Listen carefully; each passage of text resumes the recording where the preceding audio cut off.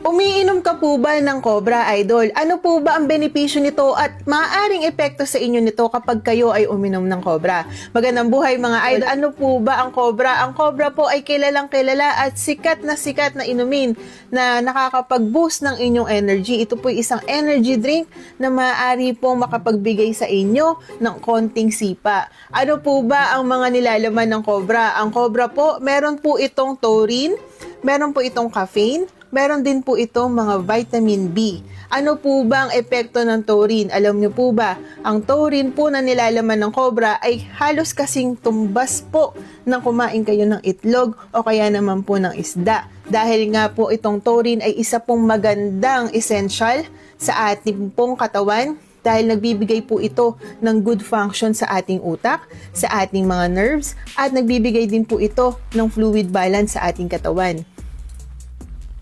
At alam niyo po ba na ang taurine po, ito po ay nakakatulong para mag-pump ang inyong heart ng tama. Ano naman po ang nilalaman ng vitamin B? Ang Cobra po ay merong vitamin B na nakakatulong po para po sa atin, sa ating pong brain function, sa ating nerve function, at nakakatulong din po ito para po sa ating energy dahil nagbibigay po ito ng sobrang energy. At ang caffeine naman po, alam naman po natin na ang caffeine ay nakakapagbigay ng sigla at pampagising po sa atin. Ilan po ba ang caffeine na nilalaman ng Cobra? Ito po ay merong 90 to 134 mg. At ano po ba ang normal na caffeine na dapat mong iniinom or posible mong po pwedeng mainom sa loob ng isang araw na safe ka? Maaari ka pong magkaroon or mag-consume ng 400 mg per day. Ito po ay 2 to 3 cups per day na kape. Kaya lang po, isang Cobra po ay nasa 134 mg na po. Kaya kapag ikaw ay sumobra na po sa pag-inom ng Cobra, ano pong maaaring mangyari po sa inyo? Kapag po kayo ay uminom ng Cobra, inom po kayo, tatrabaho kayo, mabigat ang inyong trabaho, sobrang init, malamig na Cobra, iinom kayo. Bigla na lang po kayong nag-iibang anyo. May konting sipa po ang binibigay ng Cobra. Sobrang sarap sa lalamunan pag nilagok nyo. Kaya nga lang po, Idol, kapag ikaw ay sumobra na sa inyong paglagok niyan at ginawa nyo na pong tubig ang Cobra, dyan na po nagkakaroon ng problema. Alam nyo po ba, marami pong umiinom ng Cobra, ginagawa po nila, nakakalima sila, nakaka-6 na bote ng Cobra. Bakit ka magtataka? Bakit kumakabog ang inyong dibdib? Bakit kumakabog ng husto? May caffeine ka na, may taurine ka na, may vitamin B ka pa. Sobrang high ng energy ang ibibigay niyan sa'yo, Idol.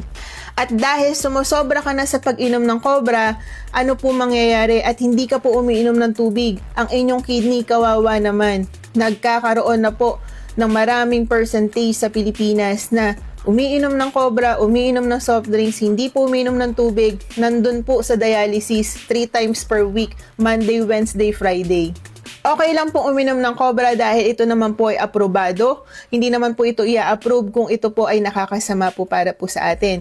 Kaya lang, Idol, kailangan mong malaman yung limits mo na dapat mong iniinom sa araw-araw. Mas mabuti pa rin, Idol, uminom ka ng tubig, uminom ka ng maraming tubig para po hindi ka maging dehydrated.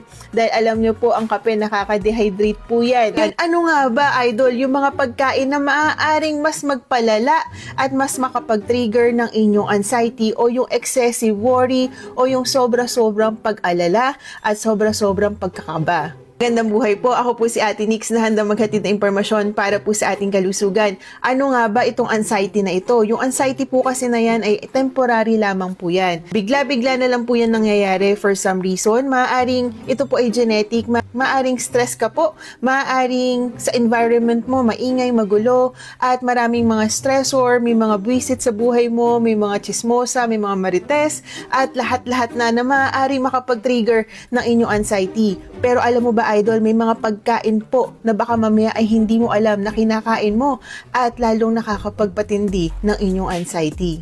Nararanasan mo din ba, Idol, kapag ikaw ay nagkakaroon ng sobrang anxiety, ang gagawin mo ay kakain ka po. Kakain ka po ng mga comfort food, yung pakiramdam mo na feeling mo ay magiging okay po ang inyong pakiramdam. Ano po ba yung mga pagkain na maaari pong magpalala ng inyong anxiety? Alam niyo po ba, idol, kapag kayo ay kumakain ng mga matatamis, yung mga sugary food at sugary drink, akala nyo ay okay po yan? Nagbibigay po ito ng temporary na kasiyahan o temporary na pagkakalma sa inyo. Kaya lang po, over time, after 30 minutes o 60 minutes o isang oras, at bigla na lang pong babagsak o magka-crash itong sugar na inaibigay sa inyo. Kapag po kasi tayo ay may mga sugar intake, ito pong ating brain ay nagkakagulo po ng konti yan. Psychologically, ito po ay nagbibigay ng satisfaction temporarily.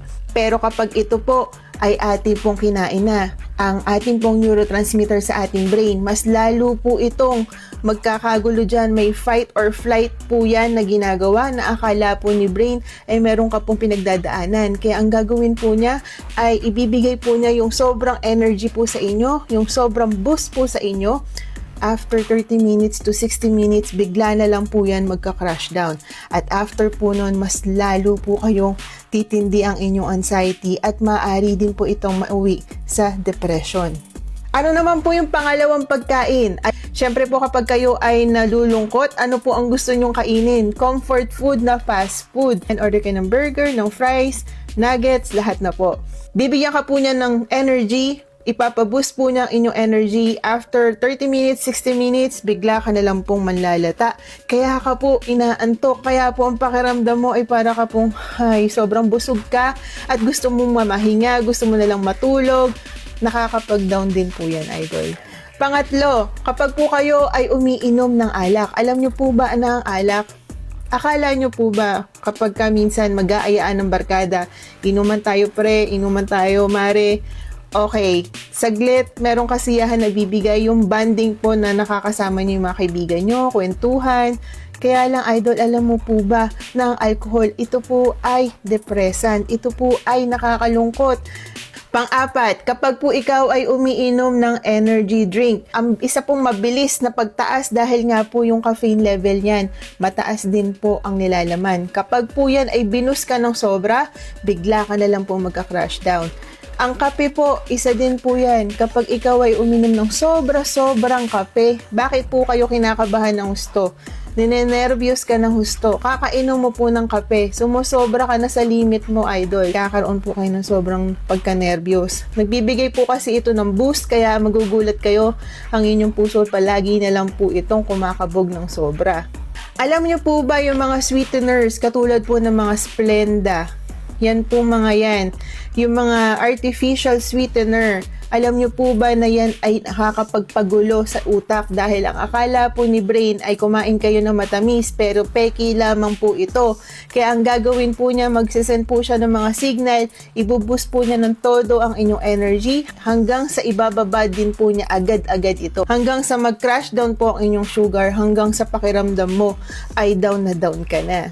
Marami pa pong nakakapag-trigger at mas nakakapagpalala ng inyong anxiety. Ito lang pinaka-top na napili ko para po makatulong po para po sa inyo. Kailangan po kumalma lang po kayo, idol. Kung po pwede po uminom kayo ng tsaa, may mga chamomile tea, peppermint tea, yan mga pagpakalma din po yan, idol. Inom lang po kayo ng tubig, i-distract niyo yung sarili nyo. Mag-exercise ka, idol, para mas ma-burn ang inyong calorie at the same time ay busy ang inyong isip.